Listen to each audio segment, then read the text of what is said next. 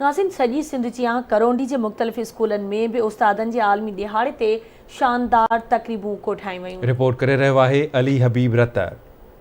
सिंध समेत पूरी दुनिया में अॼु उस्तादनि जो आलमी ॾींहुं मल्हायो पियो वञे। करोंडी जे मुख़्तलिफ़ स्कूलनि में पिणु पैगम्बरी पेशो रखंदड़ अज़ीम उस्तादनि खे भेटा पेश करण जो सिलसिलो जारी आहे। अकरीअ जे government elementary school Mohammad Khan शहर में रंगारंग तकरीब थी गुज़री, जिन में शागिर्दनि पारां उस्तादनि खे गुलनि जा हार पाराए खेनि भेटा पेश कई वई। उन मौके ते शागिर्दनि आवाज़ टीवी सां ॻाल्हाईंदे चयो त जो क़ौम सवारे सो जीअंदो रहंदो, जो आम उजारे सो जीअंदो रहंदो, मूंखे तक़दीर ॾिनी पका, मूंखे तक़दीर ॾिनी पका, जो ॿार सुतारी सो जीअंदो रहंदो। जीअं त अॼु उस्तादनि जो आलमी ॾियारो आहे, असीं उस्तादनि जी अज़मत खे सलाम था पेश करियूं।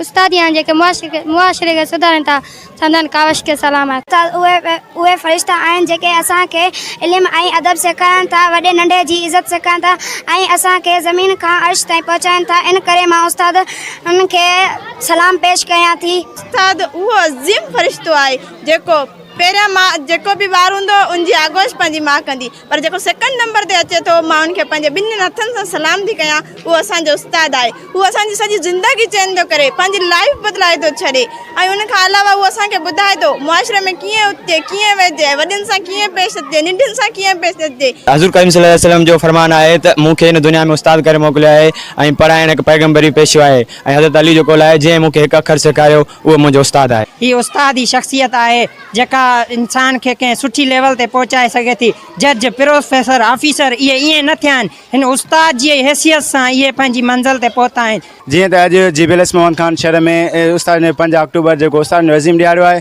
पुरजोश नमूने सां मल्हायो वियो, जेको असां भरपूर नमूने सां मल्हायो ऐं उस्तादनि खे खर जी तहसीन पेश कई, उन्हनि खे गुल ऐं केतिरनि ई तोहफ़नि सां नवाज़ो। को बि शक न आहे त जेके उस्ताद आहिनि उहे रूहानी पीउ हूंदा आहिनि ऐं हिन मुआशरे जी अदावत में जेके उस्ताद आहिनि उहे राज़े जो किरदारु अदा कंदा आहिनि। कैमरामैन अली शनावर सां अली हबीब रतड़, आवाज़ TV न्यूज़, करोंडी।